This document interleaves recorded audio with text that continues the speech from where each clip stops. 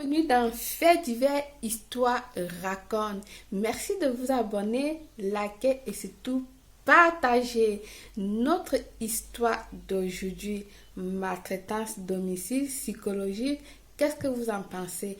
Écoutez l'histoire. J'ai rencontré cet homme en juin 2015. La violence, elle s'est très vite installée. Quelques mois après, ça a commencé par des insultes, des humiliations. Et puis, il y a eu cette première gifle, un fameux soir d'été où je dormais en fait.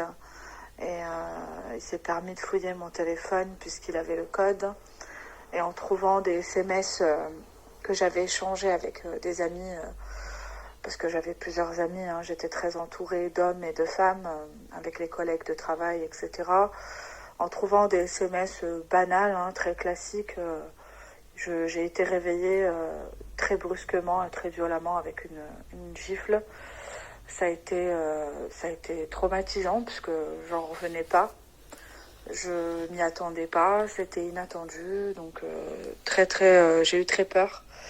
Je me suis dit mais pourquoi on comprend pas en fait sur le coup pourquoi il réagit comme ça. Il y a des façons de discuter, de communiquer et ma première question, puisque les larmes elles ont coulé toutes seules, c'était pourquoi en fait, qu'est-ce que j'ai fait de mal. Et comme il est très très fort et très manipulateur, il a tout fait pour retourner la situation en sa faveur, en me disant que j'étais une femme indigne, que j'étais une pute, une salope, d'avoir des contacts d'hommes dans mon téléphone, que c'était indigne vis-à-vis de lui, que c'était un manque de respect. Donc ça a commencé comme ça, et puis il y a ce manque de confiance qui s'est installé avec le temps. Donc par la suite, ça a été des excuses en fin de soirée, et puis des câlins, et puis en promettant que ça se reproduira plus jamais, qu'il a tout simplement peur de me perdre, qu'il est jaloux, donc forcément il trouve plein. Déjà, un homme qui frappe sur vous une fois le ferait une deuxième fois. Ça, soyez-en sûrs. L'homme qui frappe sur vous une fois et après il vient vous demander des excuses. Non, ne l'acceptez pas. Ici, je ne sais pas s'il dit euh, violence domestique ou, psychologique, je ne sais vraiment pas. Parce que tu descends la femme, tu l'insultes de tout, de vaurien, etc., etc. Tu la gifles, tu fais de la femme du n'importe quoi. Hmm? Qu'est-ce que cette femme t'a fait? Si elle ne te plaît pas, arrangez-vous, vous divorcez. D'accord? Ne la maltraite pas. On ne maltraite pas l'être humain. Oui, on ne maltraite pas l'être humain. Et en plus, pourquoi te permettre de fouiller dans le téléphone de quelqu'un? Ça, c'est un manque de confiance envers toi. Du moment où un homme se met à fouiller dans le téléphone de sa compagne, tu peux fouiller dans le téléphone de ta compagne ou et vice-versa. Parce que moi, principalement, mon mari, il touche mon téléphone. Je le laisse toucher mon téléphone comme il veut. Et lui, pareil avec son téléphone parce que je ne lui cache rien, je n'ai rien à cacher. Mais si ça va déjà dans le sens, dans un autre sens psychologique, dans un sens menace comme ceci, il ne faut pas avoir les contacts d'hommes, machin, ceci, cela, etc. et tout ça.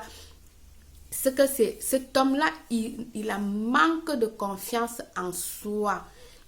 Il a manque de confiance en soi. Et en plus, il rajoute en disant, s'il fait ça, c'est parce qu'il n'a pas envie de te perdre. Non, ma chérie, ce n'est pas ça l'amour. Il fait ça pour lui. Il ne fait pas ça parce qu'il a envie de te perdre. En fait, c'est parce qu'il se sent, je vais comment dire, il se sent, il n'est pas sûr de lui. Hmm? Il n'est pas sûr de lui. Il n'est pas capable de te tenir. Il sent que tu n'es pas la femme pour lui, que tu es plus qu'une femme pour lui. Donc, comment tu es supérieur à lui. Donc, il fait tout pour te descendre, ma chérie. Ça, ce n'est pas de l'amour, ça. C'est du contrôle. Il fait tout pour te contrôler. Et puis les gifles, les claques et tout, etc. Nous allons suivre, continuer à suivre. D'excuses. Et puis nous, on espère, parce que bon, ben, on a des sentiments. Moi, j'ai espéré, je me suis dit, bon, ben, il va changer, c'est peut-être une erreur, tout le monde se trompe. Sur le coup, c'est vrai que on se rend pas compte, parce que quand ça arrive aux autres, on se dit, oh là là, la pauvre, il faut qu'elle le quitte parce que c'est pas un mec bien. Et quand ça arrive à nous, ben, on adapte la situation à notre personne, en fait. On se dit, oui, mais je suis amoureuse, en fin de compte, il va peut-être changer. Et avec le temps, donc, ça a continué, toujours des injures, des humiliations, des doutes. Ça a été jusqu'au point où il a placé un capteur dans ma voiture. Voilà. Pour me suivre, me géolocaliser, voir. Voilà ce que je disais. Il a été jusqu'à mettre un capteur pour la géolocaliser. Ça, c'est de l'obsession. Il va mal dans son cerveau. Ça, c'est de l'obsession. Ce n'est plus de l'amour, ça. Ce n'est plus de l'amour. Parce que si tu aimes quelqu'un, tu dois lui faire confiance. Tu aimes ta femme, tu lui fais totalement confiance. Tu n'as pas besoin d'utiliser tout ça pour la suivre. Ah ben, toi, tu vis où? T'es un extraterrestre ou quoi? Mais c'est pas normal, ça. On va écouter. Où je me déplaçais un peu partout. Donc pour moi, ça a commencé à devenir vraiment un calvaire. C'était invivable. J'avais peur tout le temps quand je prenais ma voiture, quand j'allais faire mes courses, quand j'allais au travail. J'avais toujours peur d'avoir un reproche. Et je me suis rendu compte qu'avec les mois et les années, que j'avais affaire à un vrai pervers, un pervers narcissique, qui avait cette facilité, cette faculté d'inverser la situation. C'est-à-dire que en fait, il était fou, mais il me faisait passer pour moi la coupable, et c'était lui la victime. Et c'est tellement facile d'accabler l'autre dans un couple, c'est tellement... Ah oui, ces genres de personnes toujours inversent les rôles. Ça, c'est leur travail. Ils inversent toujours les rôles à leur faveur. Pour que toi, tu te sentes mal. Pour que toi, tu penses que c'est toi qui est fautif dans la relation. Ils sont experts dans ce genre de choses. Et ma chérie, l'amour rend tellement aveugle qu'on ne voit pas ce qui se passe. Il faut que ça soit une personne de l'extérieur qui puisse te dire, hé ma chérie, tu souffres. Toi-même, tu l'as dit. Quand tu voyais chez d'autres personnes, tu disais à la personne, il faut arrêter la relation. Mais quand c'est toi-même, tu as l'espoir que ça peut changer. Non, ça ne va pas changer. C'est pareil. Ils sont comme ça manipulateurs. C'est facile d'accabler l'autre dans un couple. C'est tellement... c'est humiliant, en fait. Et puis moi, j'arrivais pas du tout à me réveiller, en fait. J'avais l'impression d'être dans une bulle. C'était horrible, en fait. Donc j'ai tout fait... pour un beau jour changer cette vie qui devenait obscure, puisqu'il m'a isolée de tout le monde. Ah oui, c'est le travail. Mes copines, mes connaissances, mes collègues de travail. Je commençais à être absente du travail parce que j'avais des bleus, j'étais marquée sur le visage. Parfois, il m'étranglait pour rien, parfois, il me mettait à terre. Un jour, il a même pris un couteau, il a essayé de me tuer. Puis là, mon Dieu! J'ai vu la mort... J'ai vu la mort devant mes yeux. En gros, c'est je me suis pas dit, possible, ça. Si je ne réagis pas, peut-être que demain, je serai plus de ce monde. Et je voyais déjà les larmes de ma mère sur ma tombe. Donc, il est parti une semaine avec ses potes en vacances en Espagne. Et à ce moment-là, j'ai appelé un ami. Je lui ai dit, écoute, je suis pas bien. J'ai vraiment de gros problèmes. J'en ai pas parlé depuis des années, mais là, il faut vraiment que tu m'aides. Il faut vraiment que je déménage en urgence. Donc, quitte à laisser Super, ma les choses. chérie, t'as bien fait Donc, là. j'ai prévenu le propriétaire et puis j'ai ramassé mes cartons en 48 heures. Ah oui, Il m'a trouvé un appartement grâce à cet ami, donc j'ai réussi à déménager. Et puis, ça a été le grand déclic. Donc là, je me suis dit, il faut vraiment que je change de vie. Et ah c'est ça ce que c'est j'ai fait. super, J'ai changé magnifique, d'adresse, ma de numéro de chérie. téléphone.